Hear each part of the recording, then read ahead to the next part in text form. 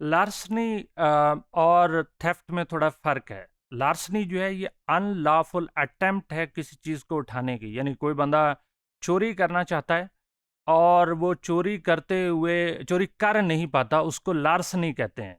यानी वो अपने मकसद में कामयाब नहीं होता। जब अगर हो जाए तो उसको थेफ्ट कहते हैं, लेकिन अगर वो नहीं होता कामयाब तो उसको लार्सनी कहते हैं। लार्सनी में अनलॉफुल अटेम्प्ट है कि यानी किसी चीज़ को उठाने के लिए ऐसी चीज़ जो मूवेबल प्रॉपर्टी है या इमूवेबल प्रॉपर्टी है, उसको हथियाने के लिए जो तरीका इस्तेमाल होता है और लोग नहीं होते, जिसको अटेम्प्ट के एक मीनिंग में आता है, जिसको लार्सनी कहते हैं। इसमें प्रॉपर्टी लेना और लेने की कोशिश करना आप कह सकते हैं। इसमें बहुत छोटी-छोटी आइटम्स होती हैं। मिसाल के तौर पे बाज़ारों के अंदर ख़वातीन जब चल रही होती हैं तो बहुत उनके हाथ में पर्स होता है या कोई और मोबाइल वैल्यूएबल्स हैं, या बच्चे हैं उनके हाथ में मोबाइल है या कोई वैल्यूएबल चीज़ है।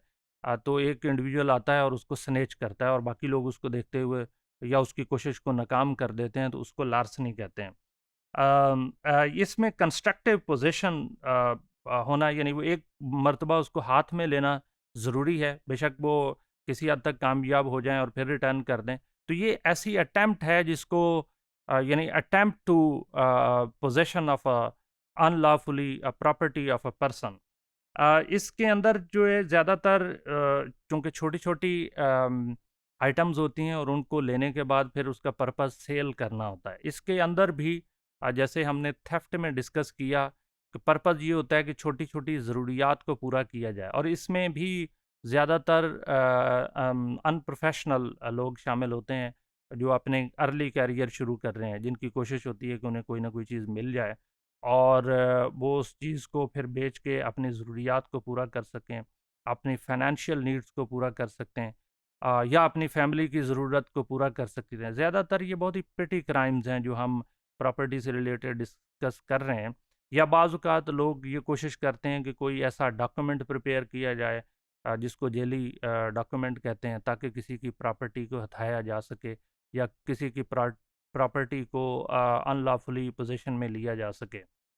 ये केसेस जो है वो ख़ास तौर पे गुर्बत की वजह से होते हैं, लेकिन इसमें ज़ाहिर है ग्रीड का एलिमेंट भी बहुत इम्पोर्टेंट है कि लोग जहाँ एक तरफ गुर्बत का शिकार होते हैं कि हमें कोई ना कोई वैल्यूएबल्स मिल जाएं और अपने डेली रूटीन को चला सकें, अपनी लाइवलीहुड को मैनेज कर सकें, अपनी भूख को मिटा सकें, लेकिन साथ में ग्रीड भी हो सकती है।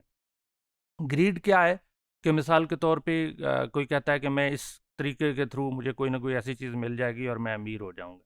लेकिन इसमें जो सबसे इम्पोर्टेंट चीज़ है वो ये है कि फ़न और थ्रिल है कि यंग लोग सिर्फ फ़न के लिए वो जाते हैं, उन्हें ज़रूरत नहीं है, ना ही उनकी ग्रीड है। वो कहते हैं कि अच्छा लोगों का रिएक्शन क्या होगा, जाते हुए कोई ना कोई चीज़ किसी की हथिया ली और फिर पकड़े गए। और बाज़ मिसाल के तौर पे pick pocketing is another example, अगर पकड़े जाएं तो पिक पॉकेटिंग में कोई एक इंडिविजुअल जाता है और जाके जेब काटता है, और जेब काटने के बाद फिर पकड़ा जाता है, लोग उसको पकड़ते हैं, मारते हैं। और बाज़ ये भी ऑब्जर्वेशन में आया है कि वो जो उसके साथी हैं वो साथ ही होते हैं, वो कोई चीज़ पिक पॉकेटिंग करने के बाद किसी और को दे देते हैं और फिर कहते हैं कि हमें नहीं पता, और दूसरे लेके निकल जाते हैं। या बाज़ उनके साथी ही उसको मारना शुरू कर देते हैं, वो मारते हैं फिर कहते हैं जी हम इसे नहीं छोड़ेंगे, अब ये करें वो करें, हो सकता है वैल्यूएबल चीज़ें वापस कर दें और फिर उसको लेके घर आ जाएं, और ज़ाहिर है उसके ऊपर कोई एक्शन नहीं होता।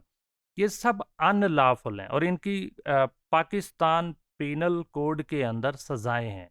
इसलिए तो हम इसको लार्सनी हो या थेफ्ट हो, या हम आगे अर्ज़न पढ़ेंगे, तो इन सब के अंदर जो इम्पोर्टेंट एलिमेंट है वो ये है कि ये अनलॉफुल हैं, यानी वायलेशन ऑफ लॉ है, क्योंकि कोई क्राइम उस वक्त तक हम क्राइम कहते ही नहीं है जब तक कि लॉ की वायलेशन ना हो। पाकिस्तान पीनल कोड के अंदर इसके अंदर कोड्स हैं और उसमें पेनल्टीज़ हैं, और इसको सारे को प्रोसिक्यूट करने का एक प्रोसीजर है। तो लार्सनी जो है ये अनलॉफुल अटेम्प्ट है किसी की प्रॉपर्टी को लेना, या अगर ले भी लेते हैं तो शायद बाद में वापस करनी पड़ जाए और पता चल जाए तो उसको वापस करना पड़ता है। लार्सनी जो है अनलॉफुल एक्ट है और इसमें पाकिस्तान पीनल कोड के अंदर इसके ऊपर सज़ाएँ मुकर्रर की गई हैं।